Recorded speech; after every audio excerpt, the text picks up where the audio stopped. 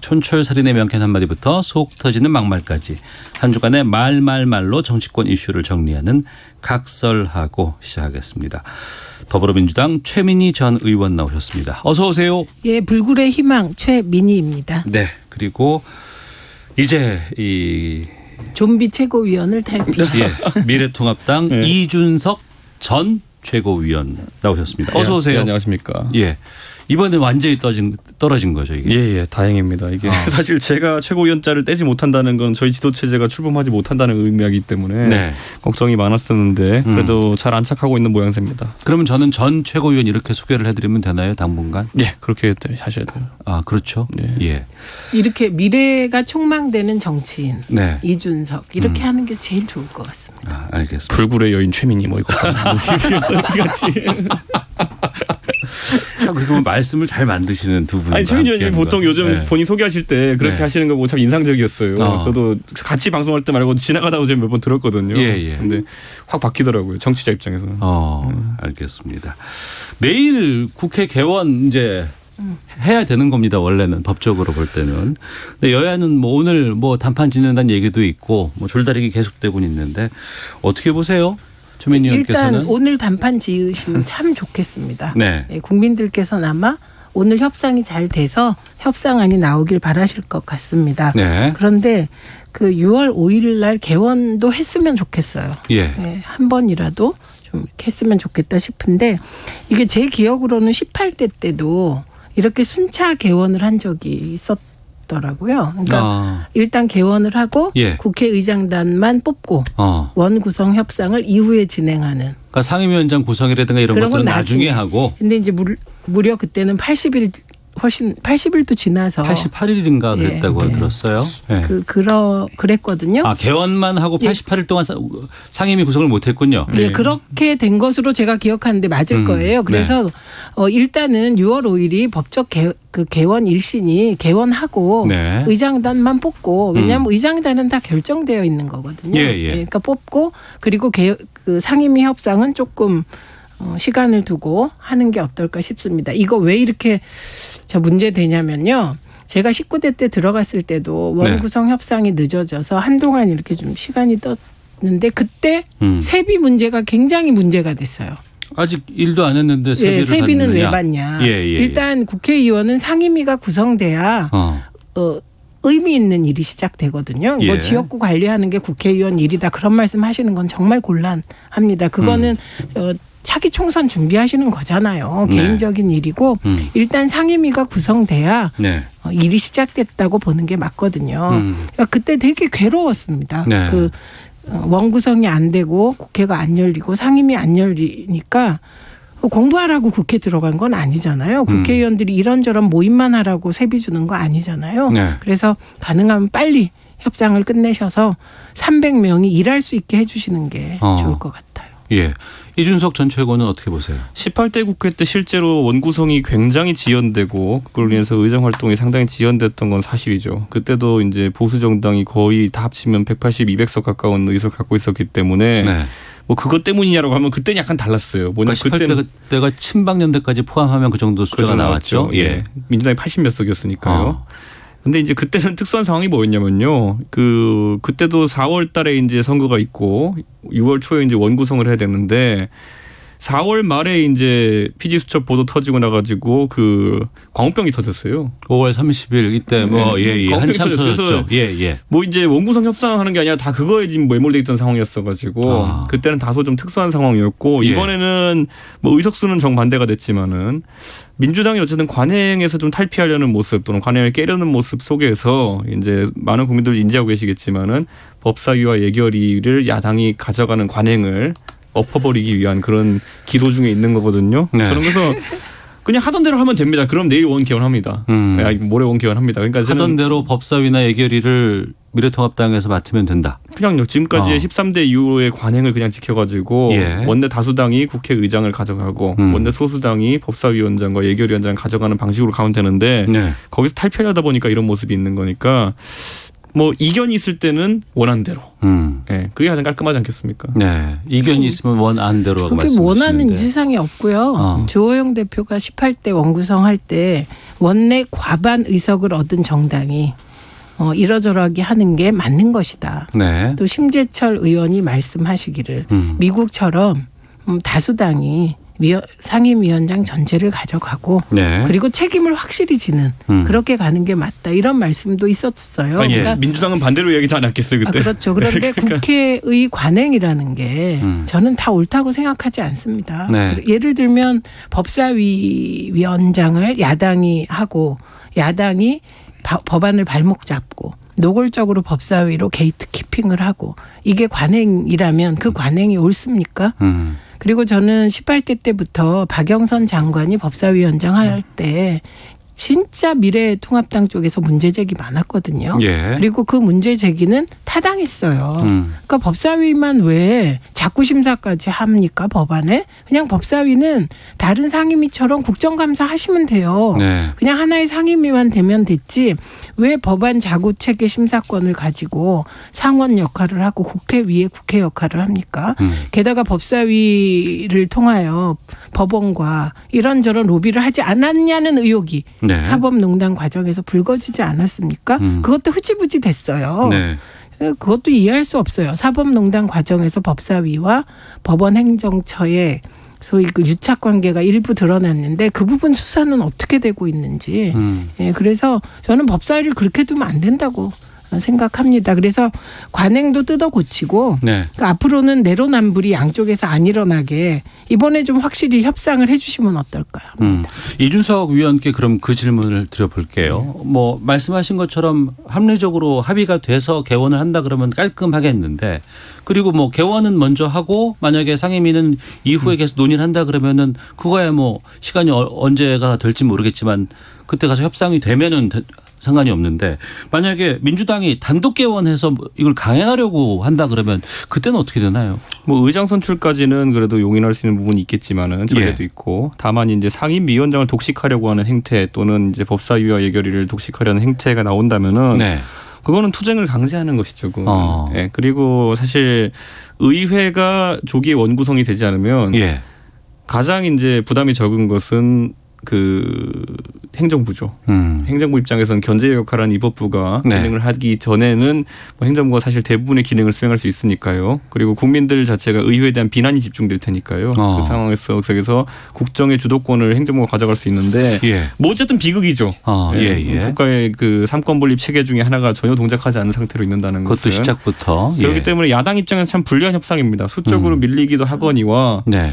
그리고 참 매너 없는 그런 어떤 그 원구성 협상을 지금 여당이 진행하고 있기 때문에 이대로 밀려가다가 만약에 입법부가 구성이 안 되면은 말 그대로 그 지연에 대한 책임까지 이제 야당에 씌우려고 할 거거든요. 네, 그러니까 이거는 뭐 강제된 투쟁이기 때문에 피할 수는 없지만은 그래도 제가 예전에 한번 언급했던 것처럼 그렇다고 해서 이건 중간지 타협이 불가능한 사안입니다. 예를 들어 법사위를 내주고 예. 알짜 상임위라는 국토위나 교육위를 가져온다.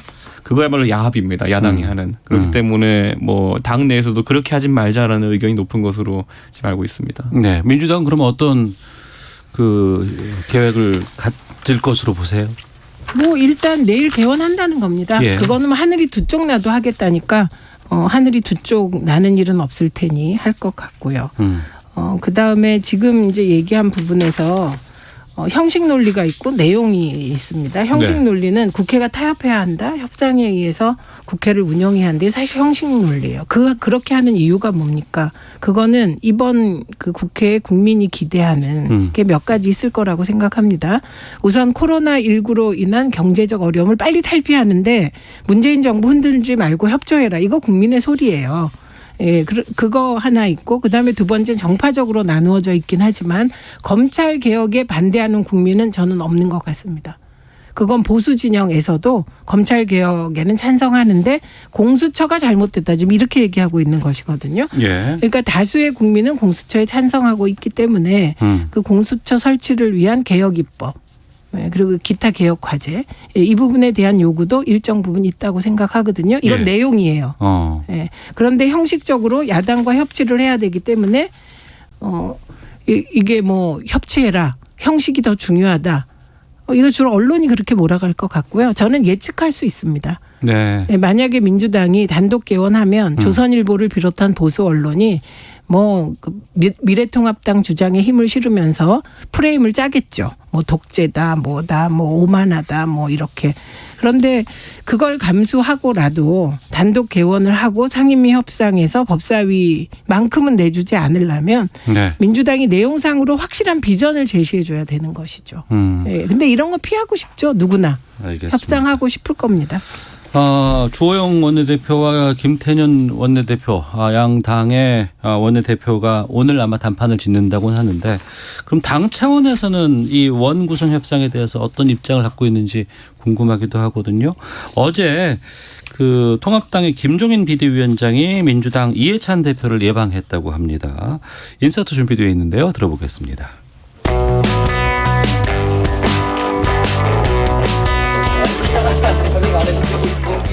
고생이 많습니다. 네, 반갑습니다.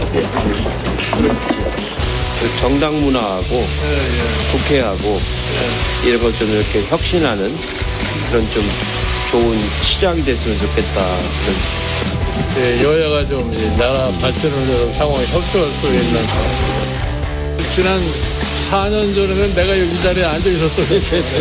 지금 제일 중요한 게 지금 개원 문제인데 우리 이 대표께서 7선에 지금 의회에 가장 관록이 많으신 분이니까 과거의 경험을 보셔가지고 빨리 이 정상적인 개원이 될 수 있도록 좀. 마침 이번에 중요한 비대위원장을 맡으셨으니까 좀 이렇게 새로운 모습을 20대 국회까지와는 좀 다른 모습을 이제 21대 국회에서 보여줘야 서로 간의 정치가 신뢰를 받는. 네, 김종인 비대위원장은 정상적인 개원해달라. 그리고 이해찬 대표는 전과는 좀 다른 좀 모습을 보여달라. 이렇게 지금 얘기가 나오곤 있는데 먼저 이 두 분이 만나는 게 상당히 좀 이렇게 어색하고 좀 야릇한 조우가 되지 않나 싶어요. 네, 1988년 13대 총선 때 관악에서 맞붙었는데요. 그때 48세의 재선 의원 김종인 후보와 그다음에 초선을 노리는 36살 이해찬 후보가 맞붙었죠. 80 몇 년도에? 1988년입니다. 88년에. 네, 그런데 이때 이해찬 후보가 파란을 일으키죠. 김종인 후보를 꺾어버립니다. 네. 그래서 초선 의원으로 당선이 돼요. 예. 36살에 당선이 되고 그리고 이후에 2016년 다시 재대결. 예. 이때 김종인 위원장이 친노 좌장이라는 이유로 이해찬 대표를 정무적 판단에 의해서 컷오프 시켜버립니다. 네. 예, 그래서 한 칼 휘둘렀는데 방패와 동시에 창칼을 또 이해찬 대표가 휘두르셨죠. 그래서 탈당해서 무소속 출마했습니다. 중요한 건 압도적으로 당선돼서 돌아왔다는 거예요. 예. 그래서 김종인 위원장이 위원장일 때는 복당을 못하고 김종인 위원장이 그만두시고 나서 이해찬 대표가 복당하고 대표가 되고 네. 대선과 총선을 지휘하기에 이르는 것이죠. 그리고 이번에 다시 세 번째 짜잔 라운드가 펼쳐지고 있는 것입니다. 예. 이 세 번째 라운드의 조우를 이준석 최고는 어떻게 보셨어요? 사실 둘이 어제 그냥 의례적인 형식적인 만남이었고 되게 싫어할 겁니다 서로. 서로가. 예. 네. 왜냐하면은 사실 공천을 잘랐다라는 건 정치적 생명을 끊겠다 정도의 행위거든요. 그게 우리가 생각하는 뭐 그냥 난 무소속으로 나와서 되면 돼 이 정도가 아니라면서요? 아니 제가 바른미래당에 있을 때 손학규 대표랑 그렇게 싸우고 서로 윤리 보내고 이랬는데 그게 서로 정치 생명 끊으려고 하는 건데 그게 뭐 선의일 수 있겠습니까? 예. 뭐 A랑 B를 놓고 다투는 것도 아니고 너 죽어라 이걸 갖고 싸우는 사이인데 네. 그러니까 저는 그 상황 속에서 뭐 물론 정치인들은 뭐 싸우다가도 웃을 수 있고 이렇게 하지만은 이분들이 뭐 정치적으로 둘 다 성공하신 분들이고 그러다 보니까 자존심도 많이 좀 걸려 있는 것 같고 저는 이제 다만 이분들이 각각 대표하는 세력이 어딜까를 봤는데 이해찬 대표는 결국 그 민주화 세력을 대표하는 인물 중에 하나고요. 네. 김종인 그 위원장 같은 경우에는 결국 과거 이제 보수 정권에서 핵심 경제 관료로 활동했던 분이기 때문에 어떤 그런 산업화 세력을 대변하는 성격이 있습니다. 네. 이 두 원로의 그 인식 차이가 부각될 때마다 그 두 세력의 차이가 부각되는 것 같아가지고 좀 느낌이 색다른데 아마 김종인 위원장이 어느 당을 가든지 지향했던 가치는 중도화거든요. 네. 그러니까 오른쪽에 있는 당에 가면 왼쪽으로 끌고 오고 왼쪽에 있는 당 가면 오른쪽으로 끌고 오고 네. 이게 이분의 목표라면은 이해찬 대표는 그 진영 논리 강화에 가까워요. 네, 그리고 또 어떻게 보면 진영 굳건히 하는 것에 좀 목적이 있는 거거든요. 네. 아마 그래서 이번에 이 둘의 조합은 수성을 하려고 하는 이해찬 대표, 예. 그러니까 그 중도와 진보 진영까지의 블록을 수성하려는 이해찬 대표와 거기를 파고 들어가지고 중도에 포석을 놓으려고 하는 김종인 대표 간의 여러 전장이 나올 것이 될 겁니다. 지금 그 김종인 비대위원장이 활동을 시작한 게 뭐 공식적인 활동은 6월 1일부터라고 네. 했습니다만 한 일주일 정도 돼가고 있는 상황이에요. 지금 미래통합당 내부에서는 지금 어떤 평가를 나오고 있습니까? 이분의 메신저로서의 능력이 워낙 강력하기 때문에 예. 제가 방송에서 몇 번 짚었지만은 섣부르게 이분을 공격하면 안 됩니다. 예. 당내에서도 그걸 알고 있군요. 그러니까 예를 들어 이분에게 강론으로 들어가가지고 예를 들어 속된 말로 덤볐다가는 예. 그랬다가는 세게 맞습니다. 예. 뭐 오태훈 그 사람은 방송을 하면 안 되는 사람 뭐 이렇게 나와버립니다. 예. 하면 안 되죠. 그러면 뭐 오태훈 씨도 네, 저도 김종인 붙어요. 그분은 정치를 하면 안 되는 사람 이렇게 받으면 되죠. 뭐. 그게 그때 실제로 그래서 태용호 제가 왜요? 아니 이거는 그런 식으로 안 하실 거다. 예, 그러니까 이게 예. 태용호 그 당시 후보가 지금 의원이죠. 태용호 의원이 그렇게 이제 감정 싸움에 한번 붙었었는데 네. 이 김종인 장관이 뭐 강론으로 받아치고 이렇게 해가지고 내용이 있는 게 아니라 때리면 나도 그만큼 때린다 이런 각도로 나오시는 분이기 때문에 예. 이게 사실 논쟁을 벌이기가 쉽지 않은 분입니다. 예전에 뭐 안철수 대표라든지 예. 아니면 뭐 여러 비중 있는 정치인과 이제 다툴 때도 비슷한 모습이었거든요. 그래서 지금 이 리더십은 초기에는 지켜보자로 흘러갑니다. 왜냐하면 이분이 하는 뭐 경제 강론, 뭐 정책적인 강론에 대해 가지고 각을 세우는 것이 유의미하지 않다는 것을 대부분의 정치인이 알아요. 네. 다만 이제 성적표를 저희가 이제 학생이 나 공부하게 내버려둬 이랬을 때 중간중간에 중간고사 기말고사는 놔둬야 되잖아요.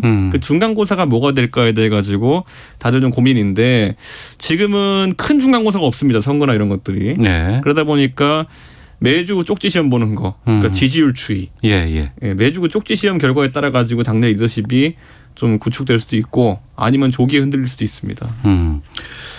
그 김종인 비대위 일주일을 어떻게 보셨습니까? 우선 뭐 다른 평가 김종인 위원장이 정치적으로 성공했냐 실패했죠. 왜냐하면 정치인의 성공이라는 건 두 개예요. 예. 그러니까 비례 국회의원은 미생이에요. 네. 지역에서 당선돼야 일단 정치인으로 인정해 줍니다. 근데 지역구에선 한 번도 해보신 적이 없고 이해찬 예. 대표께 패한 거니까 실패. 두 번째는 이제 대통령 만들기에 성공하고 자신의 정책에 꿈을 펼 때 이제 사실 참모셨던 거잖아요. 근데 그 또한 성공하시지 못한 거죠. 박근혜 씨를 당선시킨 건 맞아요. 그런데 경제민주화로 이제 박근혜 전 대통령을 당선시켰는데 박근혜 전 대통령이 그 부분은 배반한 거죠. 그리고 그 이후에도. 그래서 저는 오히려 지금이 가장 의미 있는 도전이라고 생각을 합니다. 네. 그래서 만약에 이번에 수구로 보수 이꼬르 수구 이렇게 돼 있고 보수는 태극기 세력, 막말, 색깔론 이렇게 되어 있는 보수를 우리나라의 보수를 네. 만약에 합리적인 중도로 끌고 온다. 그러면 저는 이번에 대성공을 하시는 거다 이렇게 보고 예. 일단 기본소득이라는 말은 안 했지만 표현은 달리 했지만 네. 정치라는 게 우리식으로 표현하면 사회 경제 개혁을 통해서 국민들을 등 따시고 배부르게 하는 것이다라는 말을 다른 버전으로 네. 하시더라고요. 그러니까 예. 이 부분은 저는 100% 동의합니다. 근데 이제 뭐 저희가 대한민국의 어쨌든 지금까지 살아있는 정책들에 네. 상당한 영향을 끼쳤던 분이 맞아요. 김종인 장관이 어쨌든 관료로서 또는 참모로서. 그래서 아까 뭐 대통령을 만드는 과정에도 여러 번 참여했고요. 박근혜와 문재인을 만드는 데 참여했죠.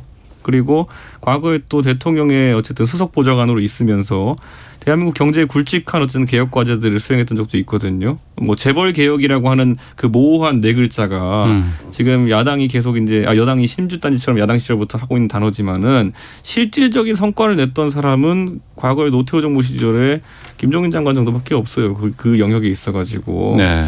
그리고 부동산 정책 같은 것도 예를 들어 부동산 잡겠다고 지금 5만 가지 조세 정책 다 하고 하지만은 실질적으로 과거에 신도시 공급하고 이렇게 해서 하는데 영향을 끼쳤던 분이 이분이에요. 그래서 저는 궁극적으로 그 자신감이 지금까지 김종인 그 비대위원장을 이끌어왔다 볼 수 있는 거거든요. 네. 근데 그건 참모로서의 성공이지 정치인으로서 성공은 아니다. 그렇게 볼 수 있겠지만 이번에 이 그래서 말씀드리고. 미래통합당에서 아까 말했듯이 중간고사, 기말고사가 없는 상황에서 성과를 내려면 정책적인 전환이 필요한데 네. 초기부터 그런 드라이브를 강하게 걸고 있고 실질적으로 국민들의 이목을 이쪽으로 집중시키는 데는 성공했어요. 알겠습니다. 예, 그렇기 때문에 저는 이 성과를 지켜봐야 된다고 봅니다. 그리고 또 하나 예. 문재인 대통령 만들기에는 참여하시지 않고 반대하고 흔드셨습니다. 예. 이건 분명히 말씀드려요. 총선 승리를 갖다 줬는데요. 뭐. 아니 그거는 다른 얘기예요. 문재인 대통령은 대통령 되면 안 된다는 요지로 여러 번 얘기했기 때문에 그거는 예. 마치 문재인 대통령 당선에 도움을 줬다는 식의 얘기는 곤란합니다. 그 시기상으로 그 다음에 이제 됐다는 이제 그 네, 얘기를 네. 이제 하신 거죠. 알겠습니다. 청취자 의견 둘 소개해드리고 뉴스 듣고 와서 두 분과 계속해서 이제 민주당 얘기를 좀 해볼까 하는데요. 8748님은 법을 만드는 국회가 그동안 법대로 안 하고 법에도 없는 관행 때문에 제 날짜에 시작을 못한다는 것이 말이 됩니까?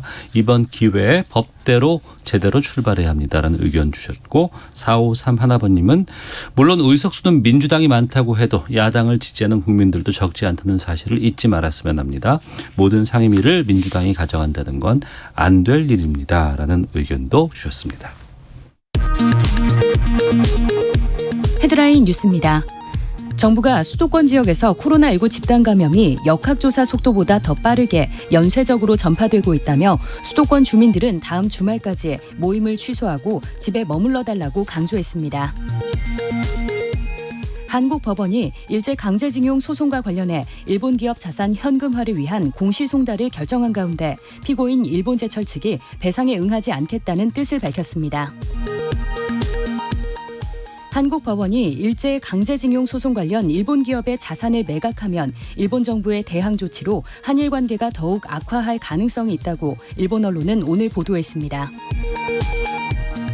로스앤젤레스 한인사회가 흑인 사망 시위에 따른 만약의 사태를 대비해 자체 비상 순찰대를 구성했습니다. 지금까지 라디오 정보센터 조진주였습니다. 이어서 기상청의 송소진 씨입니다.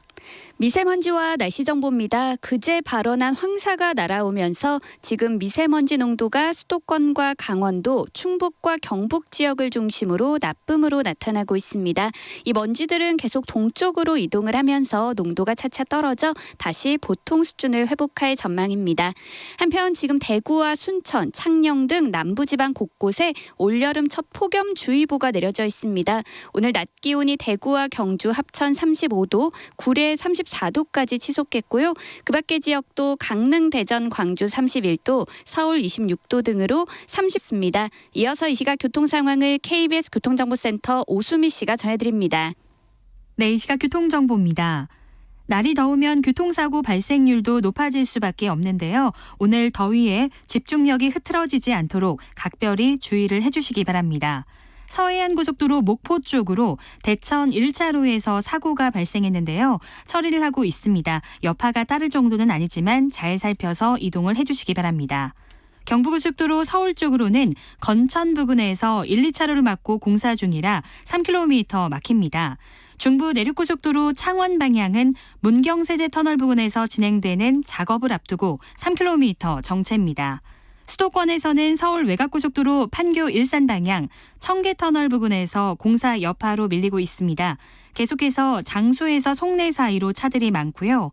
서울 시내에서는 강변북로 일산 가는 길, 마포대교 부근 3차로에서 발생한 사고로 반포대교부터 밀려 지나갑니다. 지금까지 KBS 교통정보센터였습니다.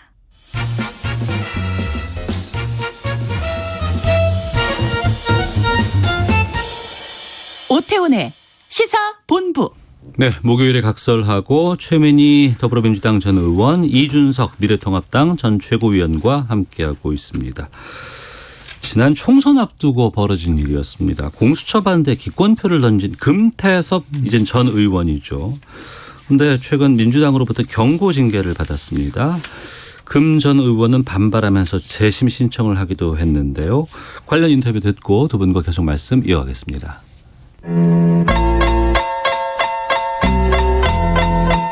당원들이 이렇게 징계 요청을 한 적도 아마 없었을 겁니다. 다소 이례적인 결정을. 국회법의 범위 내에서 하는 거긴 하지만 강제 당론을 안 지켰는데 뭐 아무것도 안 하면 그 강제 당론이라는 게 의미가 없지 않습니까? 자기 정치적인 책임을 지고 하면 된다. 금태섭 의원은 이미 경선에서 탈락해서 낙천하는 어마어마한 책임을 졌다고 저는 생각합니다. 네, 더불어민주당 송갑석 대변인, 이해찬 대표 그리고 조웅천 의원 이 세 분의 이번 금태섭 전 의원에 대한 징계에 대한 입장들 좀 들어봤습니다. 최민희 의원님 이거 네. 어떻게 보고 계세요? 이게 뭐가 그렇게 중요해서 저는 이렇게 봅니다. 미래통합당이나 언론이 공수처에 반대하는 입장을 가진 쪽에서 네. 금태섭 의원이 사실 공수처 반대하면서 기권한 거거든요. 네, 예. 그래서 주장하시는 내용이 같다 보니 이게 계속 일파만파 이렇게 만드는데 네. 사실 국민들이 관심이 없더라고요. 네. 이 연동형 비례대표제 사실 그때 아무리 미래통합당과 언론이 키우려 그래도 국민들 관심 없었거든요. 그런 것과 같고 그다음에 저는 이렇게 말을 좀 사실대로 해야 된다. 네.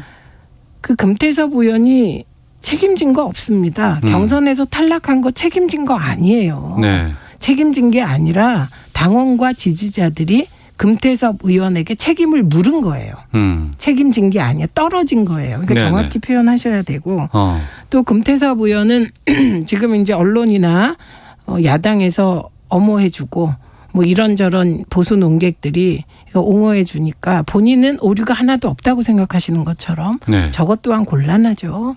이런 상황이 되면 조금 반성하는 모습도 필요한 것 같고 무엇보다 스스로를 기만하시면 곤란합니다. 금태섭 의원이 이번에 경고라는 가벼운 징계를 받은 것은 그 경고 굉장히 가벼운 거예요. 네. 정청래 의원은 공갈이라는 단어 하나로 여론 재판 당하고 컷오프 당해서 4년 동안 정치인으로서 아무 그 활동을 못 했거든요. 예. 방송만 했잖아요. 그에 비하면 정말 조적지혈인데 그 핵심은 금태섭 의원이 공수처를 반대했기 때문에 이게 경고받은 게 아니에요.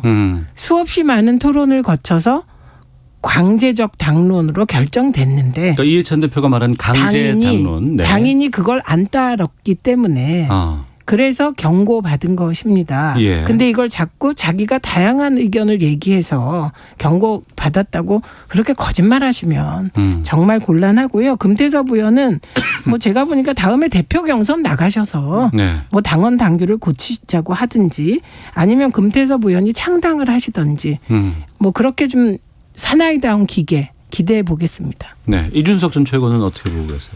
결국은 뭐 정당이 아무리 덩어리가 커진다 하더라도 네. 의석수가 많다 하더라도 어느 정도의 스펙트럼을 커버하고 있냐에 따라 가지고 선거 때 이제 결과가 나오고 국민의 지지세가 결정될 텐데 뭐 민주당이 파란색 정당이죠. 근데 파란색인데 금태섭 의원은 굳이 말하면은 네. 파란색에서 뭐 청록색 정도는 유치의 입장을 얘기했을 수 있다 봐요. 그런데 국민들의 스펙트럼은 진짜 다양하거든요. 파란색부터 빨간색까지. 네. 그렇다면 가운데 지점 어디까지를 커버하느냐가 이제 수권 정당들의 이제 고민인데 정의당은 혼자 그냥 노란색 하고 있고 빨간색, 파란색 사이의 색깔도 어떻게 할까의 문제인데 저는 금태섭 의원이 한 말과 행동 여러 가지 논리적인 지적들을 했고 첫째로는 말로는 네. 행동으로는 기권을 했습니다. 예. 기권이라 하면 제 생각엔 반대도 아니고 그거는 할 수 있는 뭐 양심적인 판단이었다 이렇게 보는 것이고 뭐 강제 당론이라는 개념을 이제 들먹이는데 민주당 쪽에서 민주당 당원 당규를 아무리 제가 뜯어봐도 강제 당론이라는 제도는 없습니다. 그러니까 이제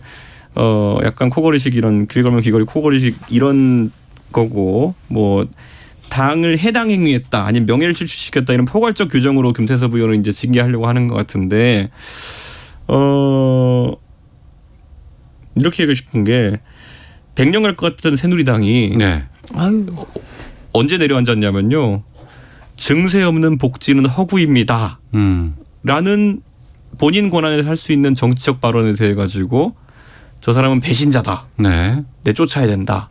당과 정체성이 맞지 않는다. 뭐 이런 이야기를 하기 시작하면서 급속하게 이제 지형이 좁아진 거였거든요. 네. 저는 민주당에서도 뭐 다양한 의견들이 나왔으면 좋겠고 최근에 보면 김혜영 최고위원이라든지 박용진 의원, 뭐 조홍천 의원 그리고 금태섭 의원 이런 분들이 그런 역할을 하는 것처럼 보이는데 조기에 좀 이렇게 좀 입막음 당하지 않았으면 좋겠습니다. 그냥 저는 미래통합당이나 좀 잘하셨으면 좋겠다 이런 말씀 드리고 싶고 새누리당이 100년 갈 거라고.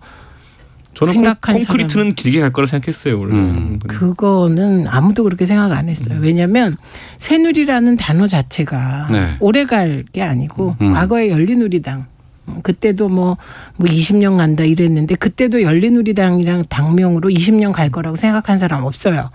민주당 혹은 자유당 이건 오래 갈 것 같습니다. 그런데 이름 자체가 아니었고 그다음에 유승민 의원의 증세 없는 복지는 허구다는 정말 100% 동의하는데 이게 당론입니까? 아니잖아요. 그래서 이 부분은 정말 정치적 탄압을 한 건데 그리고 또 약간 착종이 박근혜 정권이 몰락한 게 증세 없는 복지는 허구다라는 유승민 의원에 대해서 내부에서 치사한 일을 해서 그렇게 된 거 아니에요. 최순실이라는 강남 아줌마랑 권력을 쉐어해서 무너진 거거든요.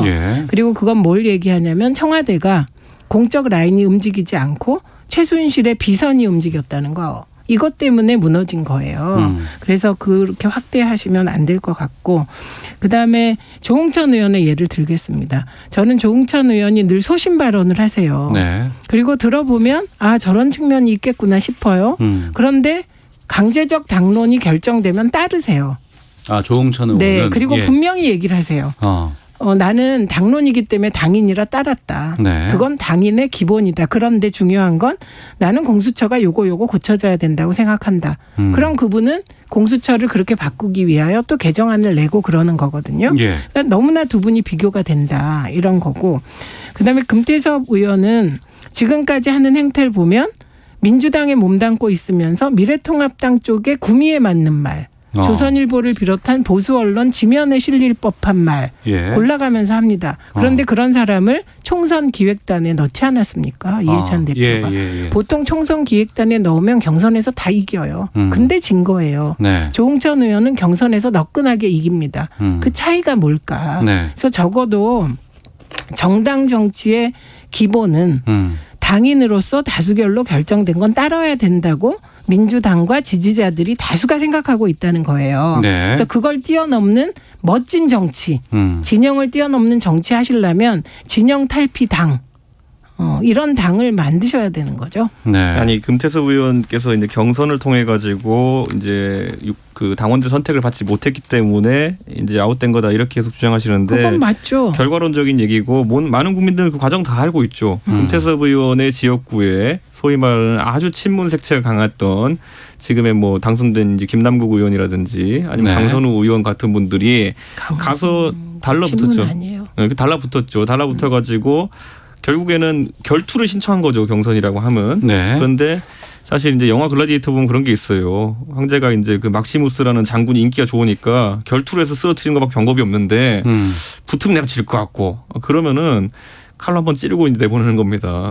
그런데 이제 지금 금태섭 의원은 사실 그 당시에 타겟팅이 된 상태였어요. 저 사람은 여권 주류와 결이 다르다라는 것을 언론에서 꾸준히 이제 언급이 되었고 그 상황 위에 경선이 된 것이고 비슷하게 하려고 했던 게 아까 언급됐던 유승민 의원이에요. 저 사람은 배신자다 이미 한번 찍어놓고 다른 후보 가서 우리가 진실한 사람이요 이런 거 하면서 경선 묻자 하고 사실 그러니까 찍어내려고 하는 모습이 다 국민들한테 각인됐기 때문에 잠깐만요.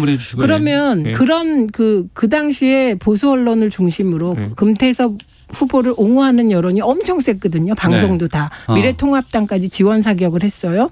그런데 그 금천에서 떨어졌어요. 이분이. 그게 어떻게 설명이 됩니까? 어쨌든 당원과 지지자들의 마음을 못 얻은 것 아닙니까? 그리고 강선우 의원은 친문 색채 없어요. 그분은 김종인 위원장 때 같이 일을 했던 분이에요. 친문 색채는요. 친문 지지자들이 업혀가지고 당선된 순간부터 개파로 분리되는 것이고 예전에 이제 친박연대나 진박이라고 했던 분들 있잖아요. 그분들 당선되기 전에 박근혜 대통령 만난 사람 거의 없어요. 마치도록 하겠습니다. 그러니까 그 말도 안 되는 규정이세요.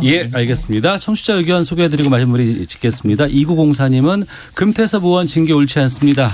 소신대로 투표했다고 징계하면 국회의원이 왜 존재합니까라는 의견도 주셨고 4005번님은 토론 거쳐서 강제 당론으로 정해진 것을 어긴다면 탈당해서 무소속으로 소신 발언해야 합니다. 2904님 기권이라는 것도 입법기관인 국회의원이 얼마든지 자신의 의사를 표현할 수 있었던 것 아닌가요?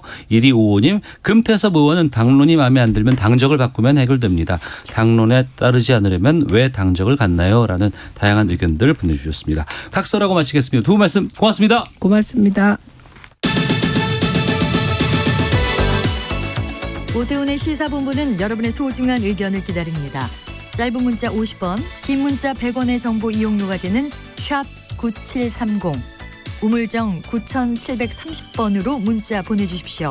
KBS 라디오 앱 콩은 무료입니다. KBS 라디오 오태훈의 시사본부. 지금 여러분은 대한민국 라디오 유일의 점심 시사 프로그램을 듣고 계십니다.